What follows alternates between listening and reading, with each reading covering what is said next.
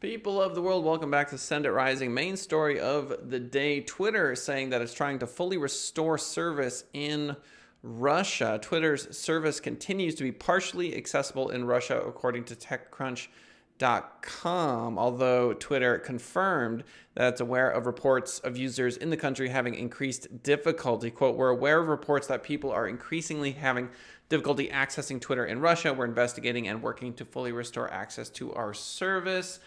Goes to show, and I'm a pretty harsh critic of Twitter, that these social media behemoths have massive influence when it comes to the ability for individuals to have some sort of agency in war times, which is to say, if you have access to Twitter, there's a number of things that you can do. You can speak out against the government, you can organize, you can send useful information to various people. Having access to Twitter is something that is incredibly important for civilians in wartime. The article continues. On Friday, reports suggested Twitter's service had been blocked by Russia's communications regulator as Putin's regime continues to clamp down on the free flow of information. This is obviously something that Russia is known for and is not at all surprising.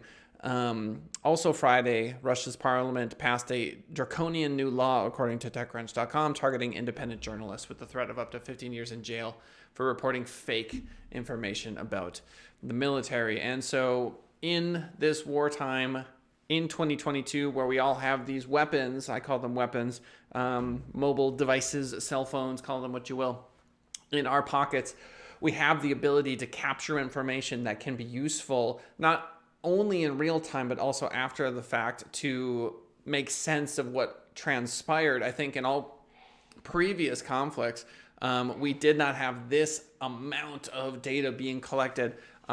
It's going to put us into a completely new era.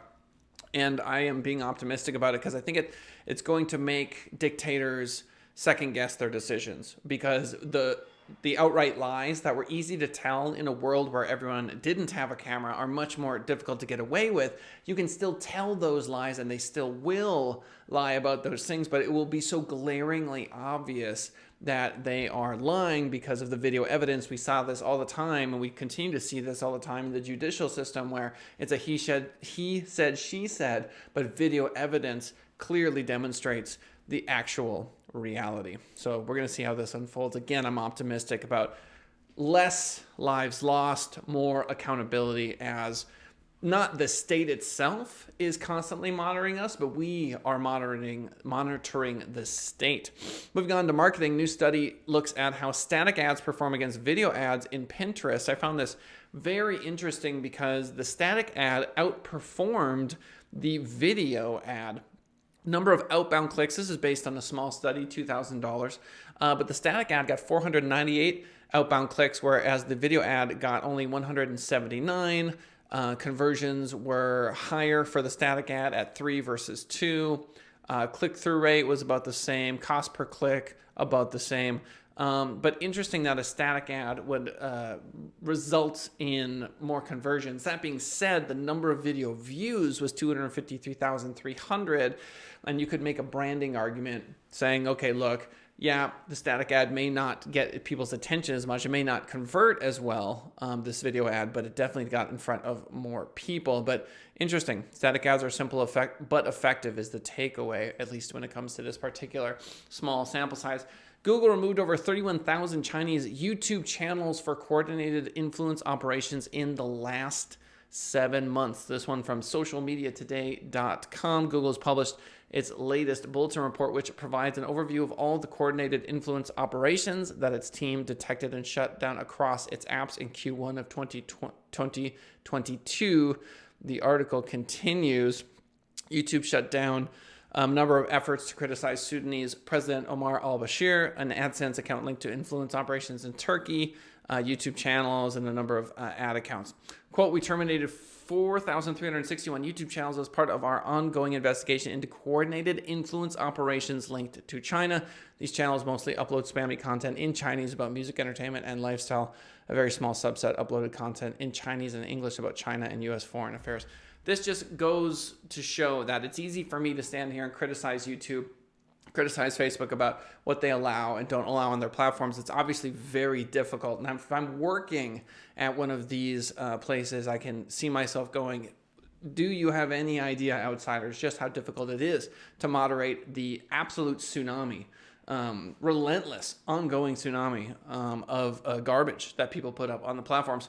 According to the article, 5,460 YouTube channels in December got shut down, 15,368 Chinese YouTube channels in November, blah, blah, blah, et cetera, et cetera, et cetera. So we're talking about influence operations and attempts to manipulate search engines and spread false information. So that is a tricky job.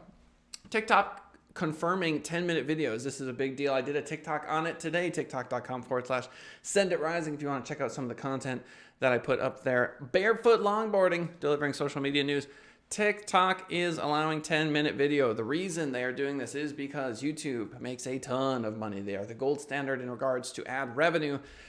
The longer the video, the more interstitial ads you can add, the more pre-roll, the more money you make. You can sell things like YouTube Premium. I personally use that because my kids are always, and I do mean always, on YouTube, which is to say 10-minute videos are a way for TikTok to step into that world. Will they go by way of Vine, where they can't monetize and they can't make enough money and they shut down eventually because it's not enough? Or will TikTokers allow for this 10-minute upload time to become part of the TikTok culture? According to TikTok, quote, "We are always thinking about new ways to bring value to our community and enrich the TikTok experience. Last year, we introduced longer videos, giving our community more time to create and be entertained. Today, we're excited to roll out the ability to upload videos that are 10 minutes, which we hope will unleash even more creative possibilities," which is a wonderful way of saying, we would like more money, okay? We would like to put ads in the middle of this content. We want to increase time on site. We're going to be measuring every possible thing, and we're going to try to maximize our dollar amount, which is what companies do. TikTok's time limit per clip was 15 seconds. It got extended to 60 seconds, then 3 minutes. This is sort of the natural extension of the evolution. Now, creators have complained. According to the article, the potential for making real money from your uploads is far greater on YouTube, which brought in $28.8 billion in ad revenue last year. TikTok has its $500 million creator fund, as well as tipping and donations. But a lot of folks, including Hank Green, one of the influencers on TikTok, have criticized, showing how fundamentally flawed and how eventually they believe there will be a creator revolt on TikTok. But we shall see. As it stands today, it's growing incredibly quickly. Moving along, Supreme Court Thomas calls for a new look at giving Facebook broad immunity. Thomas said the interpretation of protections for social media sites like Facebook over the content of their users is too broad. So the Supreme Court should take another look, according to NBCnews.com, at whether federal law grants social media sites like Facebook broad legal immunity when they're used to commit crimes. Wow. So we're talking about a 15-year-old sex trafficker case. All of these cases are obviously heart-wrenching and terrible. That being said, we're talking about Facebook's liability when it comes to this. Human trafficking using Facebook, is Facebook liable? This reminds me of the George Defteros case that we covered on the show, where we realized that Google in Australia was sued. They were held liable for defamation because they allowed the content to be on their platform. Should that precedent hold true here in the United States, we would have an investigation into Facebook's liability. So basically, there was a sex trafficking case. She was rescued by law enforcement. She sued Facebook. But the Texas Supreme Court said a provision of federal law known as Section 230 of the Communications Decency Act gives social media sites and other internet providers immunity from lawsuits that arise from something posted by a user. It's really that simple. This is a huge, huge, huge law, Section 230 of the Communications Decency Act.